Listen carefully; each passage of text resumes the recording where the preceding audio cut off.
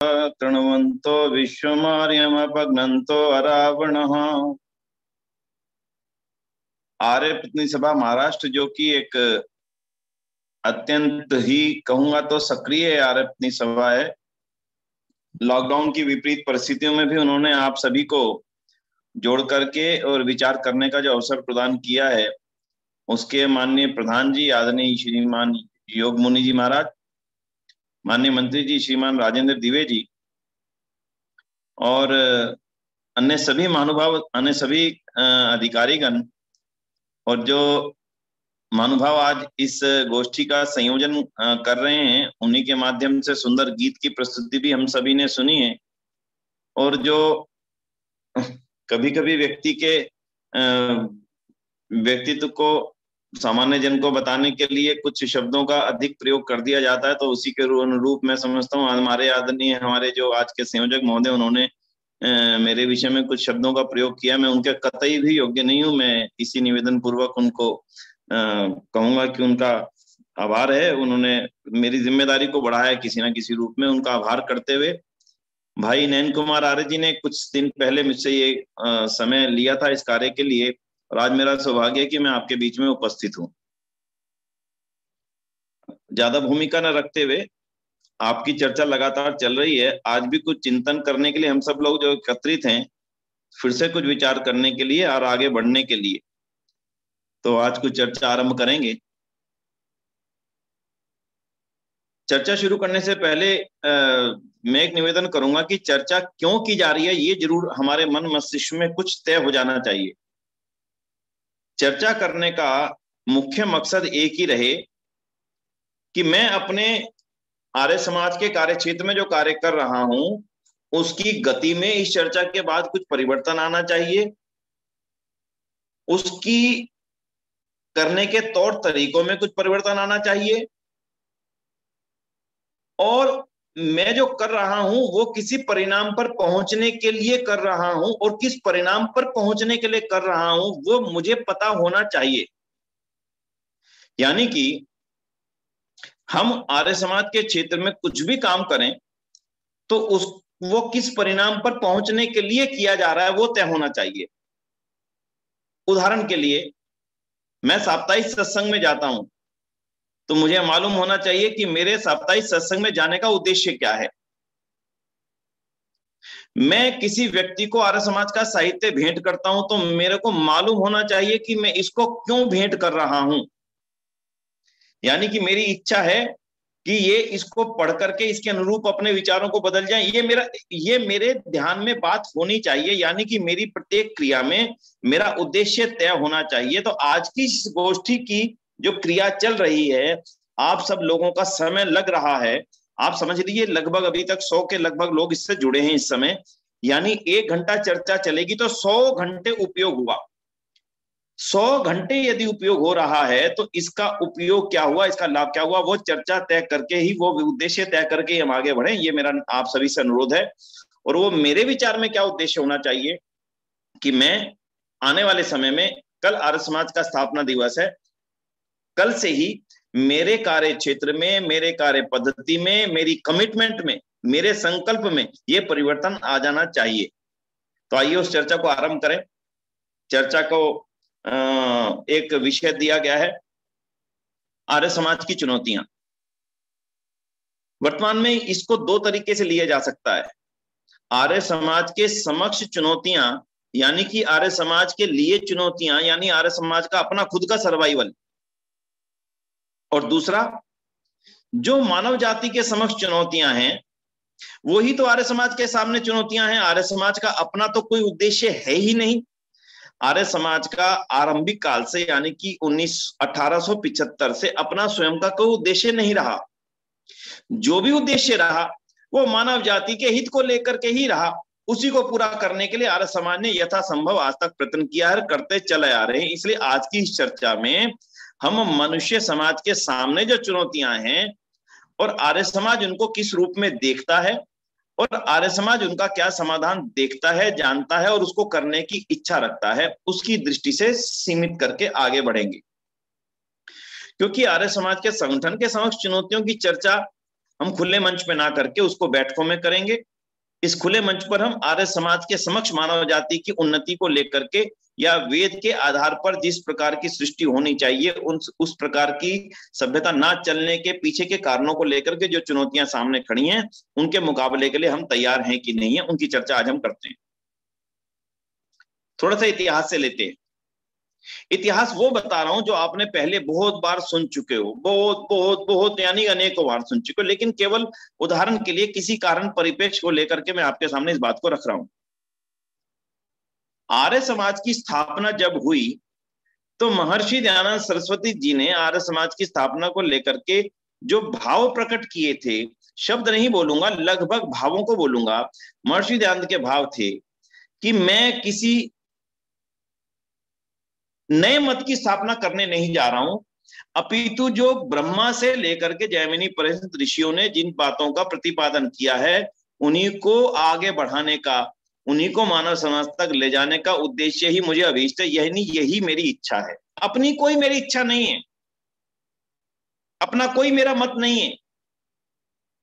और ये बता करके उन्होंने अपना उद्देश्य स्पष्ट कर दिया कि जैसे प्राचीन काल में यानी ब्रह्मा से लेकर के जैमिनी पर्यंत ऋषियों के काल में जिस प्रकार की मानव जाति थी, वैसी ही बनाना, पुनर् उस जैसे स्वर्णिम काल में ले जाना ही आर्य समाज का उद्देश्य है। स्पष्ट हो गया जी आप? महर्षि दयानंद का उद्देश्य कोई छोटा नहीं था। महर्षि दयानंद हमारे इस देश को, आर्यवर्त को, पूरी दुनिया की मानव जाति को उस स्वर्णिम युग में ले जाने की कल्पना किया करते थे, जिस स्वर्णिम युग में ना कोई छोटा था, ना कोई बड़ा था, ना कोई गरीब था, ना कोई हिंसा का शिकार था, ना कहीं पर आपदाएं आती थी, ना कहीं भूकंप थे, ना बाढ़ की आपदाएं थी, ना कहीं भूखमरी थी, यानी कि प्रत्येक मनुष्य संपन्नता का जीवन जीता था। ऐसे उस स्वर्णिम युग की काल में पहुंचाने का उद्देश्य लेकर के महर्षि दयानंद सरस्वती जी ने आर्य समाज की स्थापना की थी। कहां भटक गया था हमारा देश? अगर वो काल ठीक था तो हमारा देश भटका कहां पर था?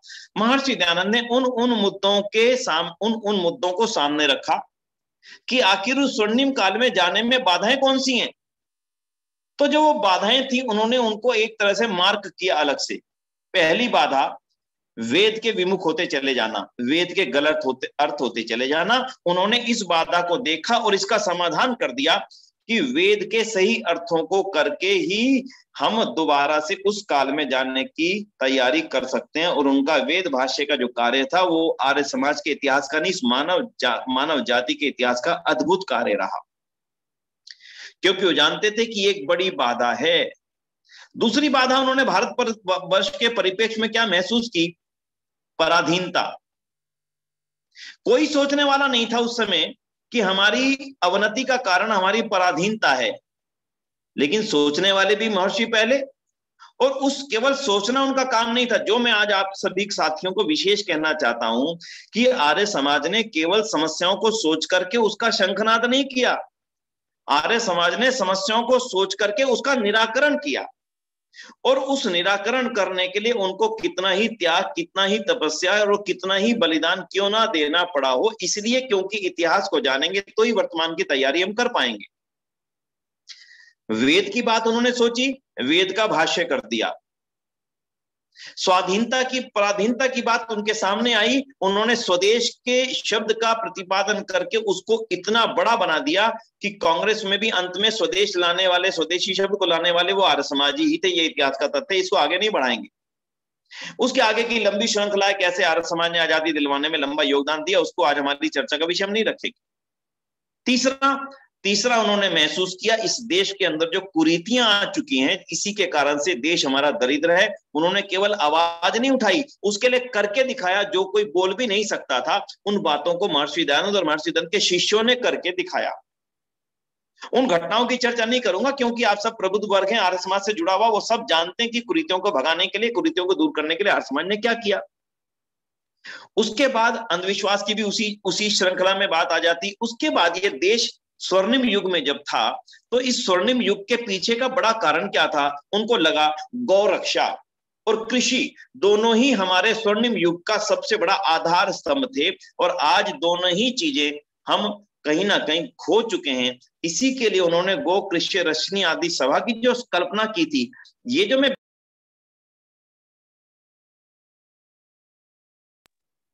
मैं आपके समक्ष बिंदु बता रहा हूं, इन बिंदुओं को बताने का ताल्लुक मेरा केवल इतना है कि आर्य समाज के प्रारंभिक काल में ही हमारे महानुभावों, हमारे महापुरुषों ने जिस समस्या को बाधक समझा, उस समस्या के खिलाफ लड़ाई लड़ी, और आज भी हमें आज की वर्तमान चुनौतियों को समझ करके उसके खिलाफ लड़ाई लड़ने की तैयारी करनी है। यही आज की चर्चा का विषय रहेगा।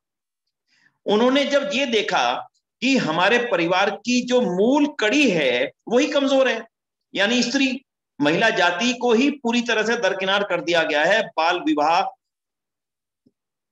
सती प्रथा, पर्दा प्रथा आदि आदि आदि, अशिक्षा आदि के कारण से उन्होंने उसका समाधान दे दिया। एक उनको ये लगा कि हिंदू समाज में अब अनाथों की तरफ बिल्कुल ध्यान नहीं दिया जा पा रहा है, और जो अंग्रेजी आक्रांता हमारे यहाँ पर आकर के बैठे, हमारे परिवार के बच्चों को ही वो अपने यहाँ पर ले जाकर के अपनी विचारधारा का बनाते हैं। तो उन्होंने अनाथालयों की स्थापना कर दी। जब उनको ये महसूस हुआ कि अलग इस देश के अंदर अलग अलग रियासतें बन चुकी हैं और अलग अलग भाषाएं आ चुकी हैं, उस समय उनको ये लगा कि एक भाषा ही अगर होगी तो ही ये देश एक हो सकता है। और इसी की तैयारी करके उन्होंने अपना गुजराती परिवेश उतार फेंका और हिंदी को अपना करके इस पूरे देश में हिंदी को लागू करने का यत्न कर लिया। कोई माने ना माने, अगर आज हिंदी प्रतिष्ठापित है तो इसके पीछे अगर कोई कारण है तो केवल आर्य समाज और ऋषि ज्ञान सरस्वती। मैं इन बिंदुओं को इसलिए नहीं बता रहा कि आप नहीं जानते हैं, आप जानते हैं इन बिंदुओं को। मैं इन बिंदुओं को केवल इसलिए बता रहा हूं कि आप उन बिंदुओं के लागू होने के पीछे के कारणों को जान लें कि आर्य समाज ने जब जहां पर जो जरूरत समझी थी उसको पूरा किया था। अब थोड़ी थोड़ी सी जरूरतों को वर्तमान की समझ लेते कि आपके सामने आज चुनौतियां कहां पर हैं। तो बंधुओं, वर्तमान की स्थिति की चर्चा ज्यादा देर करेंगे, इसलिए आज की चुनौतियों को हमें ध्यान से सुनना पड़ेगा, देखना पड़ेगा, समझना पड़ेगा, ताकि हम उनके निदान करने के लिए जो बिंदु हैं उनके ऊपर चर्चा कर सकें और अपनी अपनी जिम्मेदारियों को ये देख सकें कि क्या हम अब उन कामों को कर सकते हैं जो इन समस्याओं को दूर करने के लिए कारगर सिद्ध हो। तो उनकी चर्चा शुरू कर लेते हैं। आप मेरा मुख्य मकसद समझ गए होंगे कि आर्य समाज अपने लिए कभी कुछ नहीं करता। आर्य समाज ने हमेशा से ये देखा कि कब इस देश को, कब इस जाति को, कब मानव जाति को, कब हिंदू जाति को हमारी क्रिया की जरूरत है, तब हमने वही डोज, वही दवाई इस जाति को दी। चाहे उस दवाई को देने के लिए हमें गालियां ही क्यों ना खानी पड़ी हो, उस दवाई को देने के लिए चाहे हमें बलिदान ही क्यों ना देने पड़े।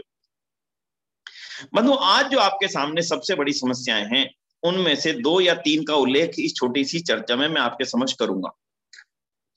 आज आपके सामने जो 2-3 बड़ी समस्याएं हैं उनमें से एक है आपकी मानव जाति को अलग अलग भागों में बांट देने की राजनीतिक षड्यंत्र होते चले जाना। पहले भी हिंदुओं की जातियां बटी हुई थी, लेकिन उन जातियों को बटे होने के लिए सामाजिक ताना बाना ज्यादा इसके पीछे का कारण था। आज वो सामाजिक ताना बाना तो खत्म हो चुका। हम होटल में जाते हैं, हमें नहीं मालूम कि हमारे को जो बैरा खाना खिला रहा है, पानी पिला रहा है, ये किस जाति का है। हम नहीं जानते, ना पूछते हैं। कभी किसी से नहीं पूछा होगा आपने कि भाई साहब आप कौन सी जाति के हो। तो जो सामाजिक ताने बाने का कारण था, कुछ अंश में गांव में बचा होगा, शेष रहा होगा, मैं नहीं इंकार करता हूं, लेकिन मोटे तौर पर शहरी संस्कृति में ये काफी हद तक शमन हो चुका।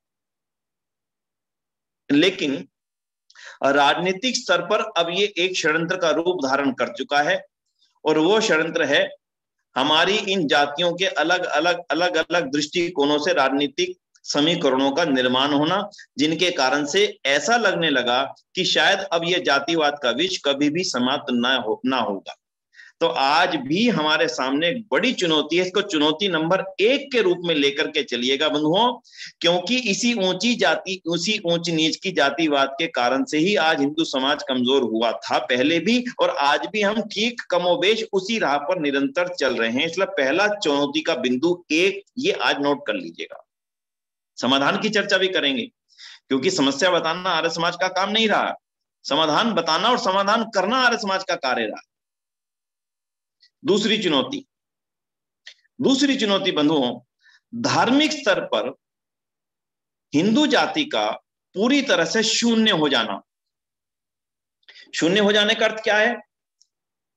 अगर हम क्रिश्चियन की बात करें और किसी मुस्लिम समाज की बात करें, उन दोनों को, उन दोनों के बच्चों को, उन दोनों के परिवारों को तीन चीजें बड़ी स्पष्ट हैं, आप भी इस बात से ताल्लुक रखेंगे। उनका धर्म ग्रंथ कौन सा है, उनका ईश्वर कैसा है, उनका भगवान, उनका गॉड, उनका अल्लाह कैसा है, उसकी इबादत कैसे करनी चाहिए, उनका धर्म ग्रंथ कौन सा है, इन सब चीजों के बारे में उन सभी जातियों को पूर्ण रूप से अवगत है। वो जानते हैं कि कुरान है, वो जानते हैं कि उर्दू भाषा हमारी है,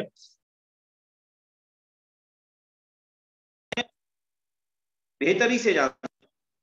वही स्थिति कमोबेश अगर हम बात करें तो क्रिश्चियंस की भी है, और वही स्थिति लगभग लगभग सिख समाज की भी है। वो जानते हैं कि हमारे 10 गुरु थे, वो जानते हैं कि हमारा गुरु ग्रंथ साहब है, और वो जानते हैं कि हमारी भाषा पंजाबी है, हमारी भाषा गुरुमुखी है। लेकिन जब हम हिंदू समाज की बात करें तो आज धार्मिक रूप से इसकी शून्यता का अनेक प्रमाण आप सब दे सकते हैं। ये हमारे सामने बड़ी चुनौती आ चुकी है। क्यों आ चुकी है, उसका उदाहरण सुन लीजिए। जब भी किसी हिंदू परिवार के बच्चे से आज ये पूछा जाता है कि तुम्हारे देवी देवता कितने हैं, तुम्हारे भगवान कितने हैं, वो भगवान कैसे हैं, क्या वो भगवान ऐसे थे, तो इंटेलेक्चुअल परिवार का हिंदू बच्चा उन बातों का उत्तर नहीं दे पाता, और अंततः वो उस ही विचारधारा का बनने लगता है जिस विचारधारा के लोग उससे ये प्रश्न पूछने के लिए उसके पास आए थे। ये उदाहरण एक दो नहीं है। अनेक लोगों ने कहा कि विनय जी, हमारे बच्चों ने ये प्रश्न उनसे बच्चों ने स्कूल में पूछे और वो बेचारे उत्तर नहीं दे सके। जब मेरे से पूछे मैं भी उनका कोई जवाब नहीं दे सका, चाहे वो गणेश जी के बारे में पूछे, चाहे वो शिव के बारे में पूछे, चाहे वो लक्ष्मी के बारे में पूछे, चाहे सरस्वती के बारे में पूछे, हमारे पास तो कोई उत्तर नहीं था। वो उनके धर्म ग्रंथों के बारे में पूछते, हमारे बच्चे के पास में उसका भी उत्तर नहीं है।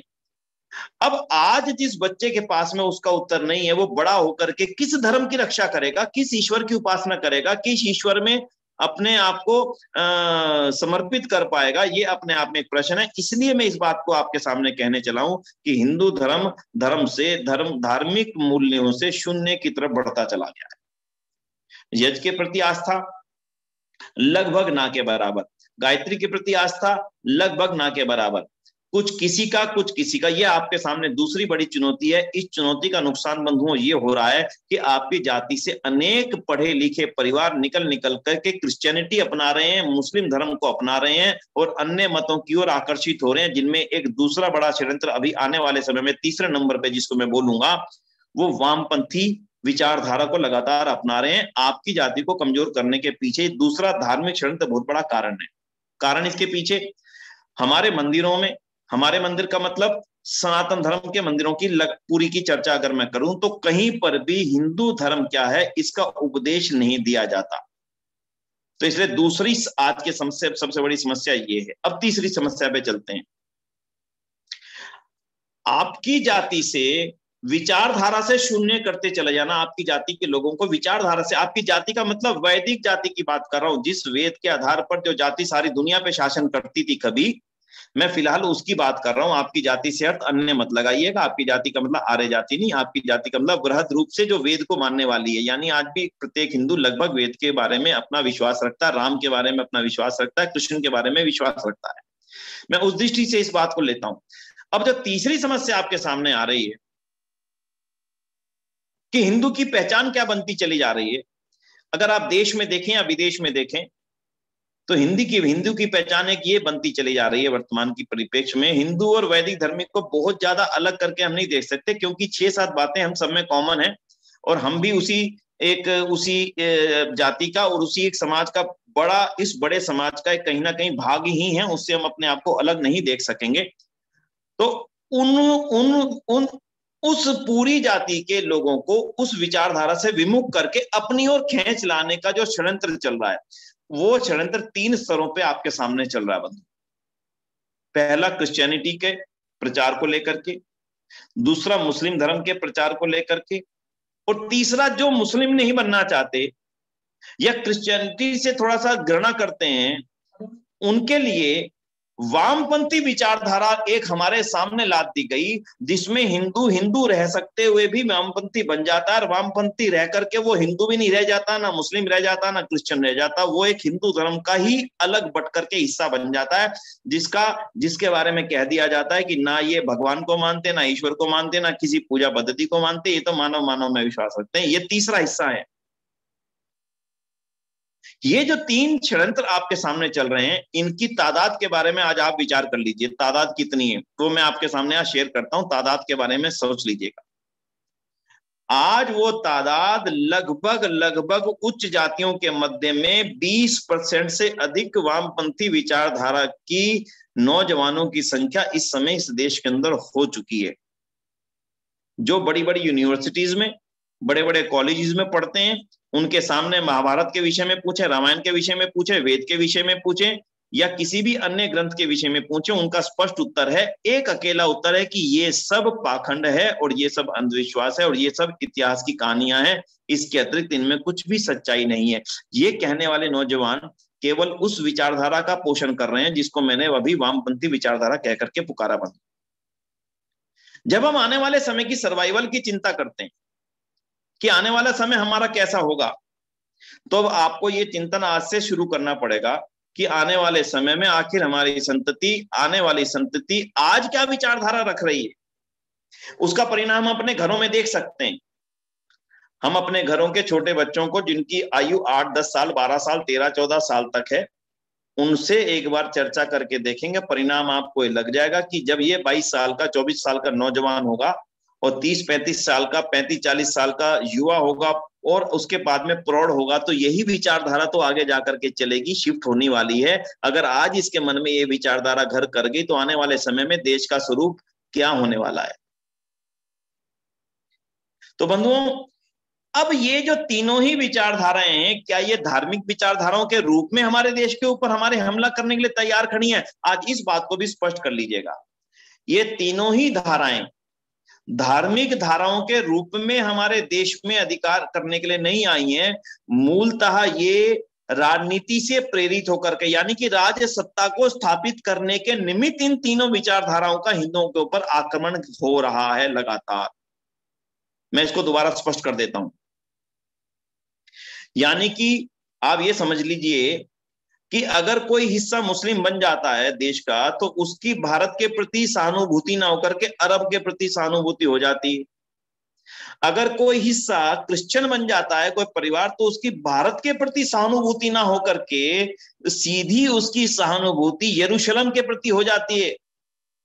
और किसी तरह से जो लोग वामपंथी हो गए हैं, उनकी सहानुभूति भारत से ना रह करके चाइना और रशिया जैसे देशों से होने लगती है। ये एक बड़ी राजनीतिक षड्यंत्र का हिस्सा है। इनको आप धार्मिक कार्य मत समझिएगा। आप ऐसा मत मानिएगा कि धार्मिक लोग इसको बदल रहे हैं। बिल्कुल धार्मिक लोग नहीं बदल रहे। धर्म की आड़ में राजनीति के षड्यंत्र हमारे देश में हिंदू जाति के प्रति सामने चलाए जा रहे हैं, क्योंकि उसका अपना धार्मिक परिप्रेक्ष्य शून्य हो चुका है। इसलिए बंधुओं, आज आर्य समाज के सामने सबसे बड़ी चुनौती ये है कि जो वैदिक धर्मी थे, उनको अपनी मूल विचारधारा, उनका अपना मूल इतिहास, उनकी अपनी मूल संस्कृति को उनके सामने जागृत करके रखना, उनको ये बताना जो आज से 150 वर्ष पहले महर्षि दयानंद ने किया था। तब हम अपनी विचारधारा भूल चुके थे, अपनी संस्कृति भूल चुके थे।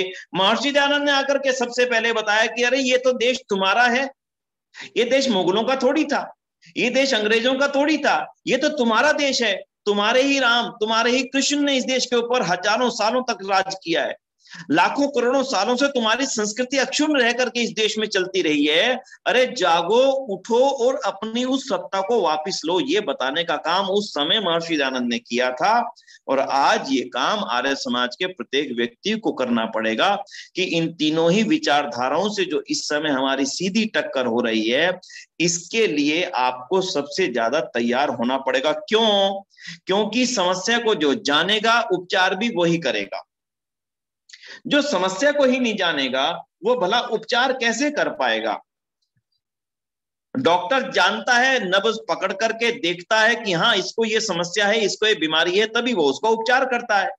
अगर डॉक्टर जानेगा नहीं तो उपचार नहीं करेगा। इसलिए आर्य समाज की जिम्मेदारी इसलिए बढ़ जाती है क्योंकि आर्य समाज इस समस्या के रोग को जानता है, इसीलिए उपचार करने की जिम्मेदारी भी बंधुओं आर्य समाज की ही बन जाती है।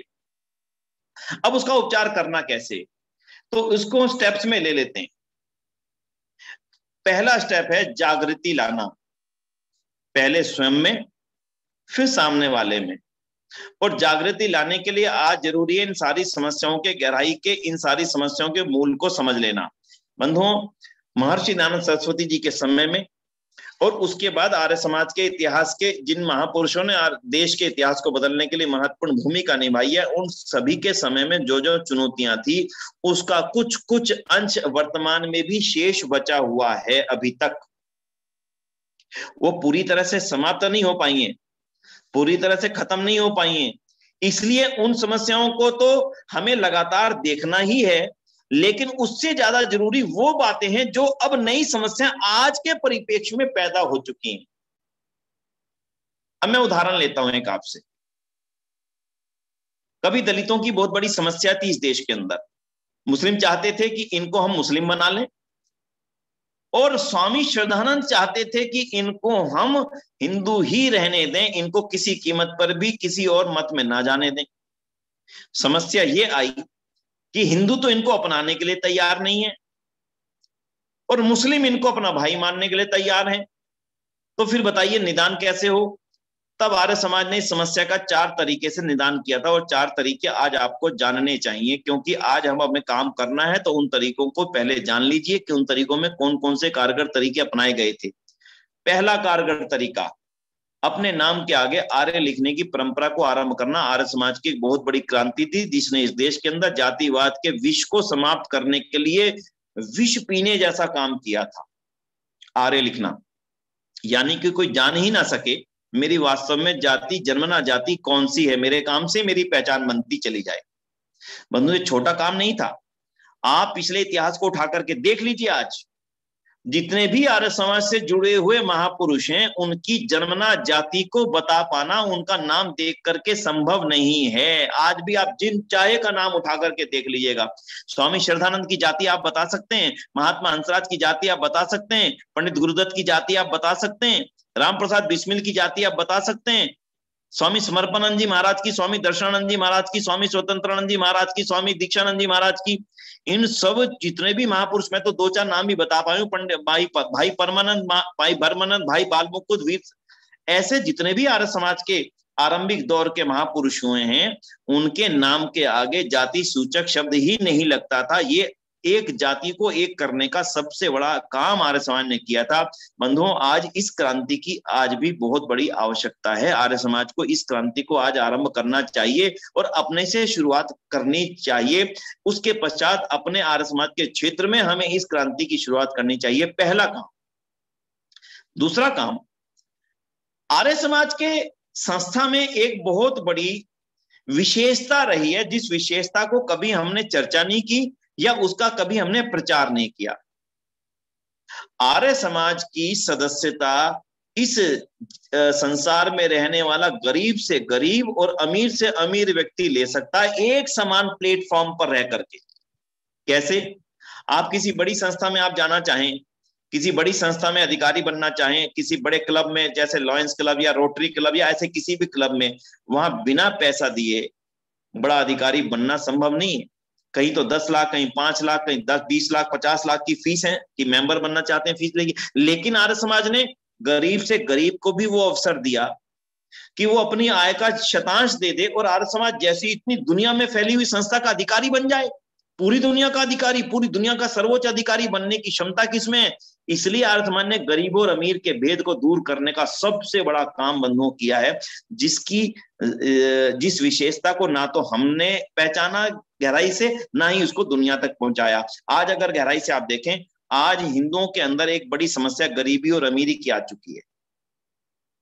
इसलिए आर्य समाज ने शुरुआती दौर में उसको दूर करने का प्रयत्न किया था। हमें आज भी वो जो समस्या है उसको दूर करने के लिए क्या करना चाहिए? हमने एक प्रयास किया था, योजना शुरू की थी, धर्म मित्र परियोजना। धर्म मित्र का मतलब यह था कि प्रत्येक हिंदू परिवार, प्रत्येक आर्य परिवार अपने साथ एक ऐसे व्यक्ति को मित्र बनाए जो उससे किसी ना किसी रूप में साधन में कमजोर है और उसको ऊंचा उठाने का दायित्व अपने ऊपर ले ले।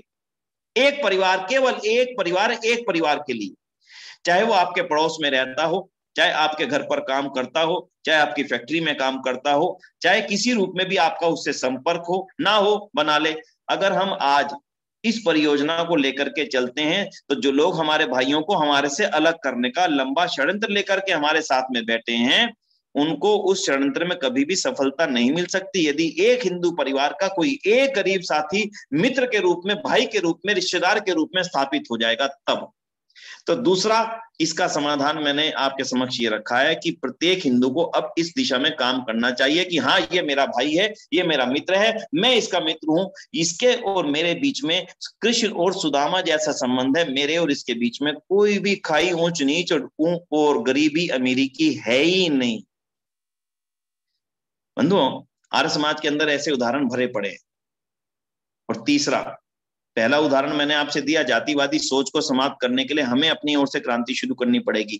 आरंभिक स्तर पर आर्य समाज ने क्या किया था इस दलित जातियों के समीकरण के लिए, वो भी सुन लीजिए। आर्य समाज ने वो काम किया था जो इतिहास में किसी भी ने नहीं किया, और वो काम था आर्य नगरों की स्थापना करना। आज देश के अंदर लगभग 40 स्थानों पर आर्य नगर स्थापित हैं। आर्य नगर मतलब इन गरीब बस्तियों को एक अच्छा वातावरण देकर के, अच्छी शिक्षा का रूप देकर के, छोटे स्कूल उसमें खोल करके, घरों के निर्माण में सहायता देकर के, भूमि दान में सहायता देकर के इन सभी साथियों को एक रूप में जोड़ने की कोशिश करना, यानी कि उनको एक अच्छा ऊंचा वातावरण देना जिसमें वो अपने आप को हीन महसूस ना करें। बंधुओं, आज अगर हम घर ना बनवा सकें, आज हम अगर कॉलोनी ना बनवा सकें, तो लेकिन उनको हम अपने आर्य समाज मंदिरों से, जो हमारे पास में अपने साधन है, मैं आज आपको 2 उदाहरण छोटे छोटे से देकर के इस चर्चा को थोड़ा सा आगे बढ़ाऊंगा। आपका आर्य समाज मंदिर लातूर है, आपका आर्य समाज मंदिर औरंगाबाद है, आपका आर्य समाज मंदिर पुणे है। यदि हम अपने यहां पर एक छोटी सी घोषणा करते हैं कि अपने इस क्षेत्र में रहने वाली कोई भी दलित जाति की महिला जो विधवा हो पहले चरण में, बाद में आगे बढ़ाना चाहे इसको बढ़ाइए, उनकी बेटी की शादी आर्य समाज मंदिर में निःशुल्क की जाएगी। आप देखिए कैसे एक तेजी से वातावरण बनता है। बंधुओं, एक विचार जो आज से 100 साल पहले हमारे महापुरुषों ने हमें दिया था, उस विचार का आज और ज्यादा अवलंबन जरूरी है। और वो विचार था, आर्यों गले से लगा लो इन्हें वरना ये लाल गैरों के हो जाएंगे। अगर आज आपने इन शब्दों पे ध्यान नहीं दिया, जिनके कारणों से स्वामी श्रद्धानंद का बलिदान हुआ, जिनके कारणों से वीर महाशय राजपाल का बलिदान हुआ, जिनके कारणों से पंडित लेखराम का बलिदान हुआ, और वो श्रृंखला अनवरत है। इसलिए बंधुओं, मैं कहूंगा आर्यों गले से लगा लो इन्हें। अगर उस गले से लगाने का मैं एक छोटा सा एक तरीका आपके सामने सुझाव के रूप में रखना चाहूंगा, अपने आर्य समाज मंदिरों में दलित जातियों के, गरीब जातियों के बेटियों की, जिनके खासकर उन विधवा बहनों की, उन बेटियों की जिनकी शादियां करना उनके लिए अपने आप में जीवन की बड़ी चुनौती है, आर्य समाज मंदिर में ला करके अगर उनकी शादी करने का अन्य लोगों के सहयोग से, आप समाज को कहिए कि हम गरीब बेटी की शादी करना चाहते हैं, समाज देने वाला ज्यादा है। तो इसलिए इन प्रक्रियाओं पे आर्य समाज ने अपना इतिहास बनाया था। अब इन्हीं प्रक्रियाओं पे आर्य समाज को अपना भविष्य निर्माण करना पड़ेगा, क्योंकि आज धार्मिक चुनौतियों को केवल धर्म की पुस्तकें पढ़ के, मंत्र पाठ करके लड़ा नहीं जा सकता।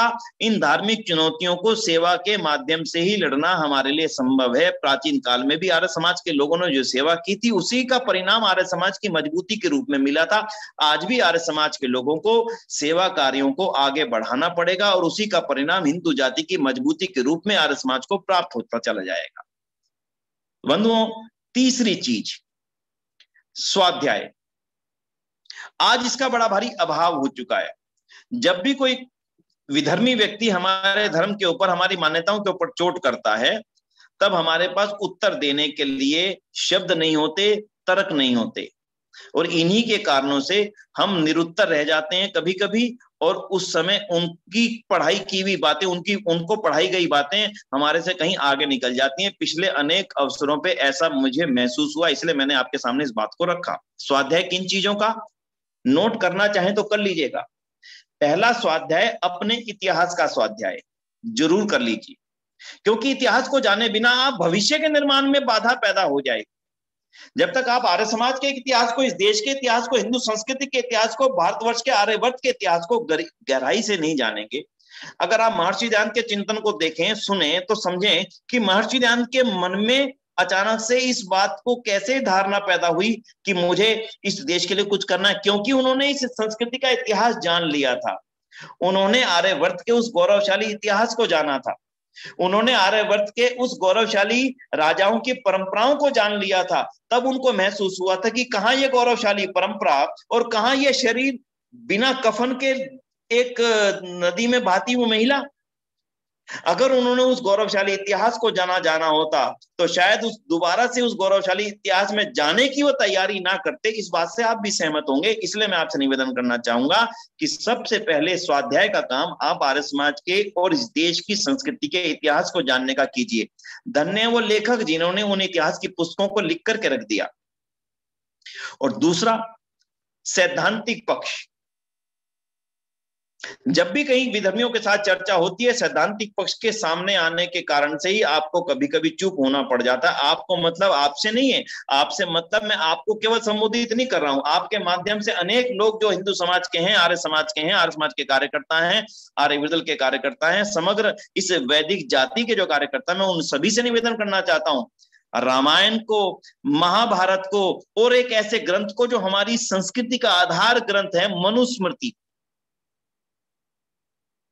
इन तीनों ग्रंथों का अध्ययन गहराई से जरूर ही करना चाहिए। मनुस्मृति को तो विशेष रूप से मैं आज कहूंगा, क्योंकि मनुस्मृति हमारे समाज को बांटने का आधार बना ली गई है। इससे बड़ा दुर्भाग्य हमारा नहीं हो सकता। क्यों? क्योंकि हमारा और आपका मनुस्मृति को लेकर के जो स्वाध्याय होना चाहिए था नहीं है। माफ करना, आप में से भी कुछ ही लोग हो सकता है ये कहने वाले हों कि मैंने मनुस्मृति का स्वाध्याय किया है, शायद ही कह पाए।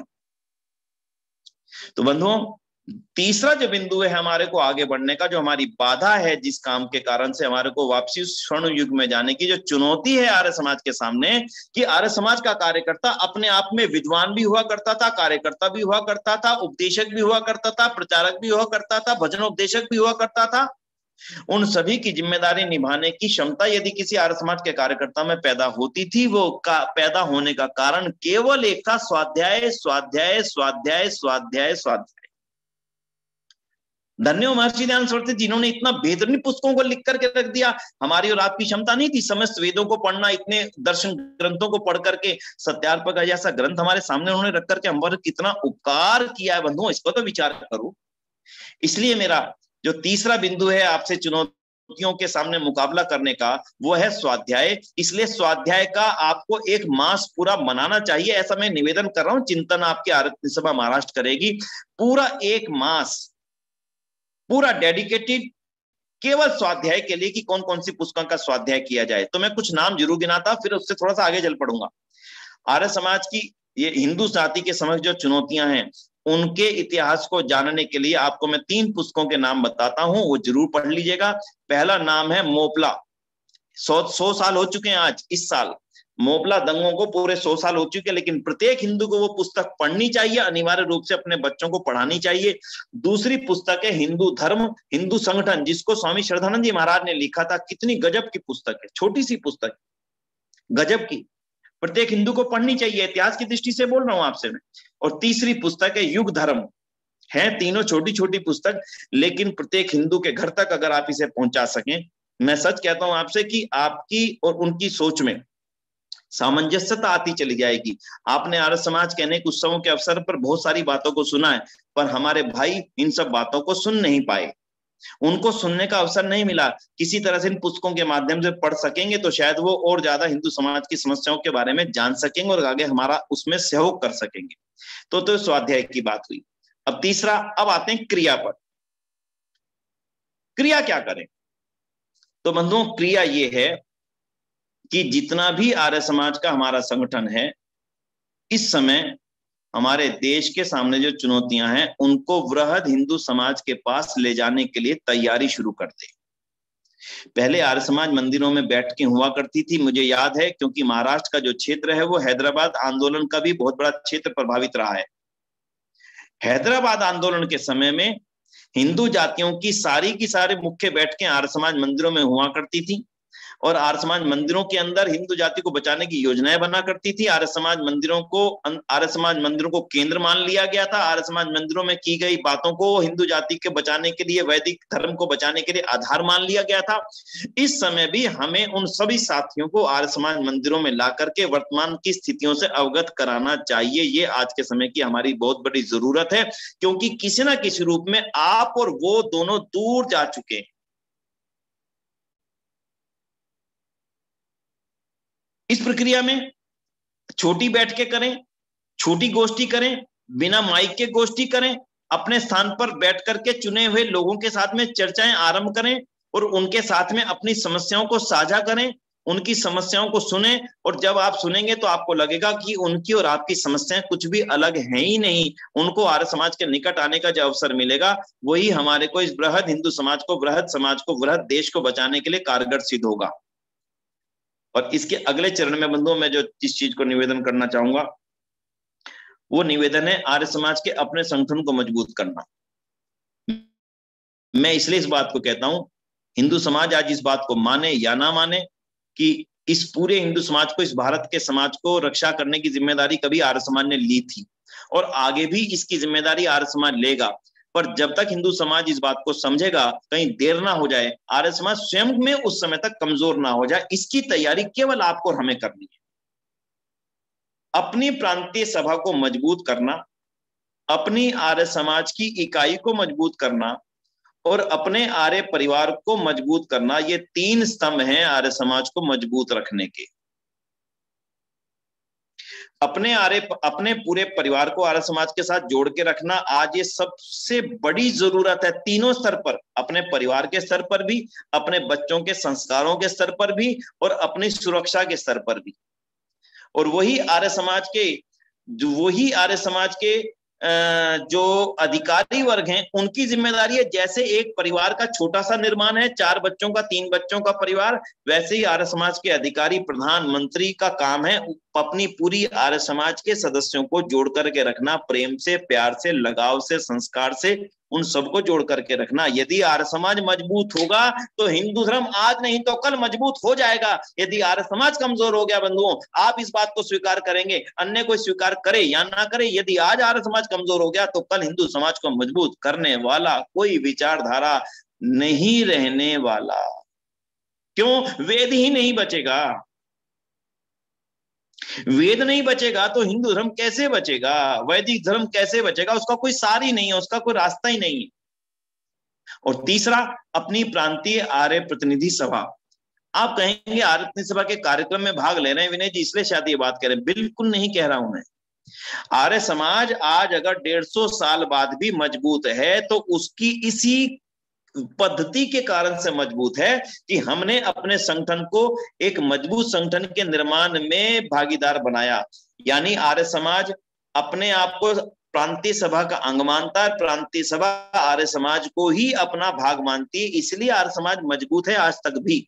अन्य मत मतांतरों में आप जाएंगे तो आपको महसूस हो जाएगा बंधुओं, चाहे आप किसी भी मंदिर मस्जिद में, मंदिरों में चले जाएं, आपको उनका संगठन दिखने वाला नहीं। आर्य समाज चाहे कितने भी सदस्य के रूप में कम हो, हमारी संख्या रूप में हम कितने भी कम हो, लेकिन हमारी आवाज आज भी अन्य अनेकों से कहीं ज्यादा तेज है, जिसको दुनिया आज भी महसूस करती है। हम सुनाना बंद कर दें अलग बात है, आर्य समाज के बारे में आज भी दुनिया के विचार पॉजिटिव हैं, हम कहना बंद कर दें तो लोग सुनना अपने आप ही बंद कर देंगे।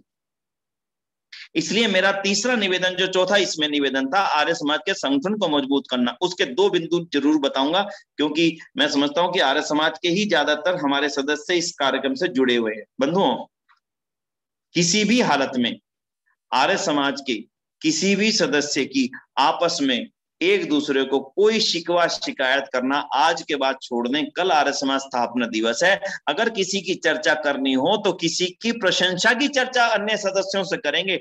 अपने परिवार में जाकर के किसी आर्य समाज के अधिकारी के बारे में 2 शब्द भी नकारात्मक नहीं कहेंगे। देख लीजिएगा 1 वर्ष में आर्य समाज कितना मजबूत होकर के उभरता है। हमारा आर्य समाज कहीं ना कहीं कमजोर हुआ तो इन कारणों से कमजोर हुआ बंधुओं कि हमने ही एक दूसरे को कमजोर करने की पर्याप्त कोशिश की। हमने अपने परिवारों में जाकर के जब अपने ही सदस्यों के प्रति कुछ नकारात्मक शब्द बोले तो हमारा परिवार ही हमसे टूट करके अलग हो गया कि आपके आर्य समाज में ऐसे ही लोग हैं, तो हम उस समाज में जाकर के क्या करेंगे।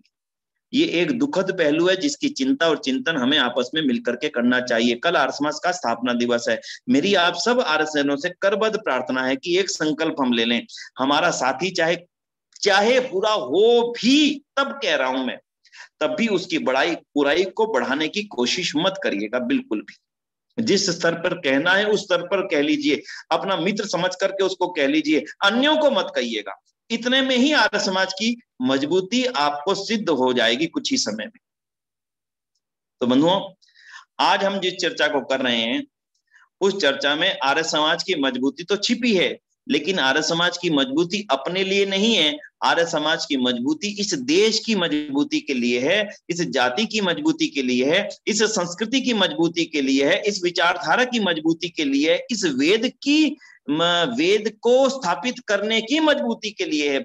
जैसे कभी हथौड़े के ऊपर जो हत्था लगता है ना, हथौड़ा होता है ना लोहे का, उसके पीछे वो लकड़ी का एक हत्था लगता है। यदि हम उसको उसके अंदर मजबूती से फिट कर देते हैं तो वो उसके काम नहीं आता, जिस चीज को उससे उपयोग किया जाता उसके प्रयोग में वो काम आता। यानी उसकी मजबूती अपने लिए नहीं है, उसकी मजबूती उसके काम के लिए है। इसलिए आर्य समाज की मजबूती अपने लिए मायने नहीं रखती। आर्य समाज की मजबूती हमारे इस समाज की मजबूती के लिए काम करती है। मैं कभी कभी सोचता हूं आर्य समाज ना होती, आप उत्तर देना मेरी बात का, विचार करके उत्तर दीजिएगा अपने अपने आप।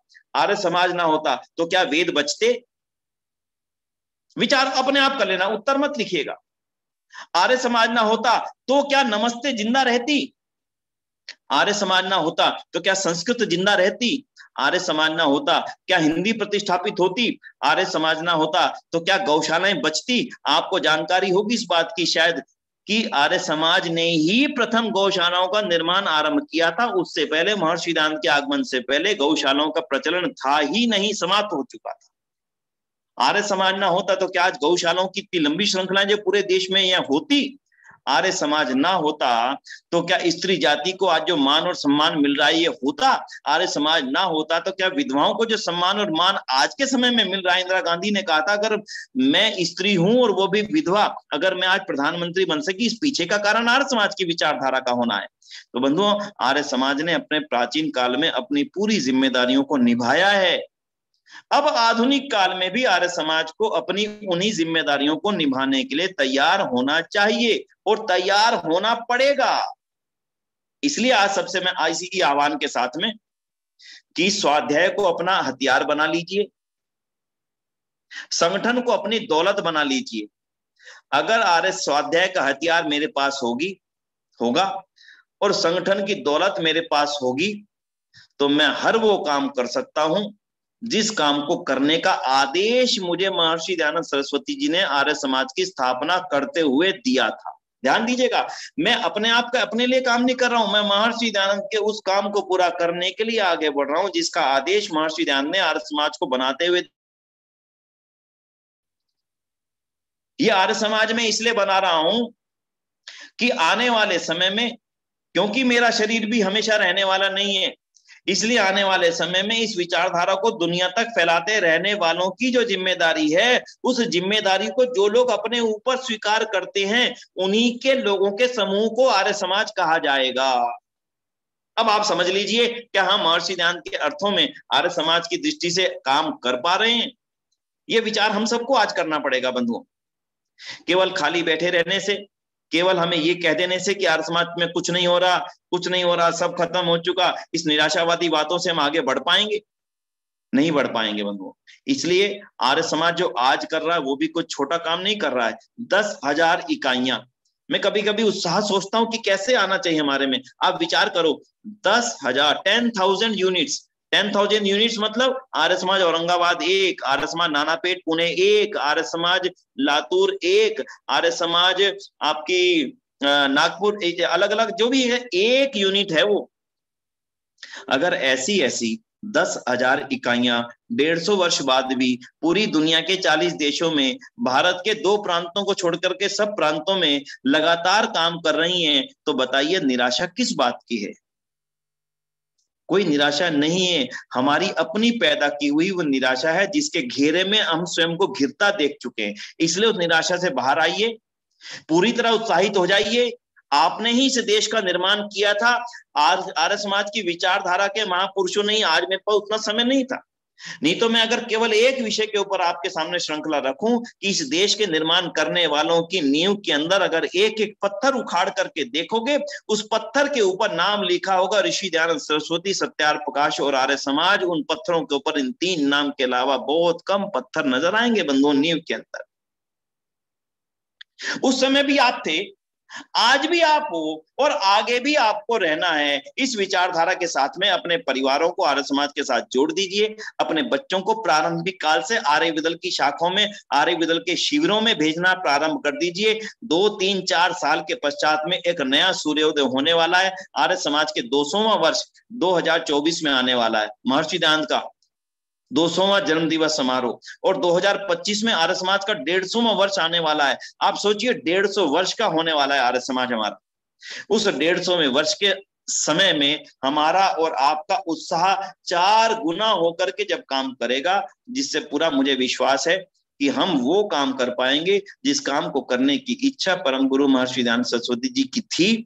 और मैं ये मानता हूं कि महर्षि दयानंद का आदेश ही हमारे सबके लिए संबल का सबसे बड़ा प्रेरणा स्रोत होगा। मैं अधिक ना कहता हुआ, समय की सीमा मुझे बहुत अधिक इजाजत नहीं देगी। मुझे 7:10 तक का समय मुझे कहा था, लगभग समय की सीमा समाप्त हो चुकी है। मैं अंत में दोबारा से कुछ बिंदुओं को दोहरा देता हूं केवल ताकि स्मरण रहे। हमारे सामने चुनौतियां बड़ी स्पष्ट हैं कि हमारी जाति को कमजोर करने के षड्यंत्र किए जा रहे हैं, हमारी विचारधारा को समाप्त करने के षड्यंत्र किए जा रहे हैं, धार्मिकता के रूप में हमें शून्यता की ओर ले जाने का षड्यंत्र किया जा रहा है, चाहे वो फिल्मों के माध्यम से हो, चाहे वो हमारे टीवी मीडिया के माध्यम से हो, चाहे वो हमारा सोशल मीडिया के माध्यम से हो। किसी भी माध्यम से उसको कमजोर करने का पूरा प्रयत्न किया जा रहा है। और उसको एक जो हमारी दुर्भाग्य से कुछ किसी भी कारण से गरीब जातियां, जिनको कुछ लोग दलित जातियों के रूप में, किसी में अनुसूचित जाति के रूप में, किसी जाति के रूप में कह लेते हैं, उन भाइयों को अपने निकट लाने का जो काम आर्य समाज का था उसको और ज्यादा बढ़ाना आज के समय का सबसे प्राथमिक दायित्व है। उसके लिए मैंने कुछ छोटे छोटे बिंदु आपके समक्ष रखे हैं। शुद्धि आंदोलन की चर्चा को करने का ज्यादा समय नहीं मिला, लेकिन जिन बातों को मैंने किया उसमें शुद्धि आंदोलन अपने आप में सम्मिलित ही है। और दूसरा बड़ा निवेदन मैंने आपसे किया स्वाध्याय का, उसके लिए पुस्तकों के नाम भी मैंने आपके सामने रख दिए हैं इतिहास की दृष्टि से और हमारे सिद्धांत की दृष्टि से। अगर मैं कुछ पुस्तकों के नाम लेना चाहूं ले बहुत सकता हूं, लेकिन फिर भी 2-3 पुस्तकों के लिए मैं निवेदन करूंगा आर्य समाज के और गहरे इतिहास को जानने के लिए। अगर आपने पहली पुस्तकों के नाम लिख लिए हैं तो फिर भी, नहीं तो दोहरा देता हूं। मोपला, हिंदू संगठन, युग धर्म, ये तीनों पुस्तकें आपको ई शॉप में मिल जाएंगी। ई शॉप पे जा सकते हैं, अमेजन पे जा सकते हैं, फ्लिपकार्ट पे जा सकते हैं, तीनों पुस्तकें आपको उपलब्ध हो जाएंगी। और 3 अन्य जो पुस्तकें हैं वो लिखवा रहा हूं। पंडित गुरुदत्त विद्यार्थी का जीवन चरित्र। जब हम कभी निराश हों तो केवल और केवल जो जीवन चरित्र पढ़ने के हैं वो 2 महापुरुषों के निराशा के समय। एक स्वामी श्रद्धानंद महाराज का जीवन चरित्र, जिनकी पुस्तक का नाम है मेरे पिता। और मेरे पिता जो पुस्तक का नाम है बंधुओं, क्यों आपके लिए गजब का है, लेकिन मैं उससे भी ज्यादा समय की सीमा है, इसलिए पंडित गुरुदत्त विद्यार्थी के जीवन की एक छोटी सी बात बता करके अपनी बात को समाप्त कर दूंगा। और वो बात है उनके जीवन का जो सबसे महत्वपूर्ण पहलू है, वो महत्वपूर्ण पहलू है कि उनके जीवन में उनको कार्य करने के लिए मात्र 7 वर्ष का समय मिला था, मात्र 7 वर्ष का। यानी 19 साल की उम्र में उनको ये विचारधारा मिली और 26 साल की अल्पायु हमसे विदा हो गए। और उस 7 साल की कार्य समय में उन्होंने वो काम कर दिए कि आज इतने लंबे समय बाद भी आज उनको हम स्मरण कर रहे हैं। इसलिए निराश मत होना। जितने भी हमारे साथी इस समय जुड़े हुए हैं इस चर्चा में, उन सभी से मैं एक बात कहना चाहूंगा, आपके जीवन में 7 वर्ष तो शेष है ना। अगर आपके जीवन में 7 वर्ष शेष हैं तो फिर आप ये मान करके चलिए कि इन 7 वर्षों में मुझे वो काम करना है जो पंडित गुरुदत्त विद्यार्थी ने इस समाज और देश और आर्य समाज के लिए कर दिया था। निराश मत होइए कि मेरी आयु 70 साल हो गई है, मेरी आयु 65 साल हो गई है। आप इस विचार को लेकर के हताश मत होइएगा कि मैं अब क्या कर सकता हूं। और जो लोग नौजवान हैं उनको तो उत्साहित होना चाहिए कि एक पंडित गुरुदत्त विद्यार्थी केवल 7 साल के कार्यकाल के अंदर आर्य समाज को नींव का पत्थर बना करके, नींव का पत्थर बन करके चला गया। उस नींव के भवन, नींव पर तो और नया भवन का निर्माण हो चुका है, मुझे तो केवल इसकी पेंट पॉलिश ही करनी है, उतने में तो मैं और आप सक्षम है ना। इसलिए पंडित गुरुदत्त विद्यार्थी का जीवन चरित्र और स्वामी श्रद्धानंद जी का जीवन चरित्र, स्वामी श्रद्धानंद जी का जीवन चरित्र मेरे पिता जरूर ही पढ़ने की कोशिश कीजिएगा। और इसके बाद में यदि आपके मन में पढ़ने की इच्छाएं पैदा हो जाएं तो 2 नाम और लेकर के अपनी चर्चा विराम करता हूं, महर्षि दयानंद का जीवन चरित्र और आर्य समाज का इतिहास, जो पंडित इंद्र विद्या वाचस्पति जी ने 2 भागों में लिखा है। इनको पढ़ करके आपके जीवन में एक नई प्रेरणा, नई इच्छा, नई जागृति आएगी, ऐसा मेरे अनुभव से मैं महसूस कर सकता हूं। इन्हीं शब्दों के साथ में परमात्मा हम सबको प्रेरणा दे कि हमारे समाज के कार्यों को और आगे बढ़ाने के लिए कार्य करते रहें। आर्य समाज का कार्य मेरा नहीं है, उस ईश्वर का काम है। आर्य समाज का कार्य करने वाला व्यक्ति कभी निराश नहीं होता, क्योंकि वो अपना काम नहीं कर रहा, उस परमपिता परमात्मा के आदेश का पालन कर रहा है। ओम इंद्रम वर्धन्तो अप्तुरः कृण्वन्तो विश्वमार्यम् अपगनन्तो अरावणः। ये परमपिता परमात्मा का आदेश है, ये महर्षि दयानंद का निर्देश नहीं, उस परमपिता परमात्मा का आदेश है। परमपिता परमात्मा के आदेश को पूरा करने में कभी जीवन में थकान नहीं होगी। इन्हीं शब्दों के साथ में मैं महाराष्ट्र आर्य सभा के सभी कार्यकर्ताओं को बहुत बहुत साधुवाद, बहुत बधाई देता हूं और अग्रिम रूप से आर्य समाज स्थापना दिवस की आप सभी को बहुत बहुत शुभकामनाएं देता हूं। परमात्मा में और शक्ति दे कि आर्य समाज के कार्यों को बढ़ाते रह सके। इन्हीं शब्दों के साथ में ओम शांति, ओम शम। धन्यवाद।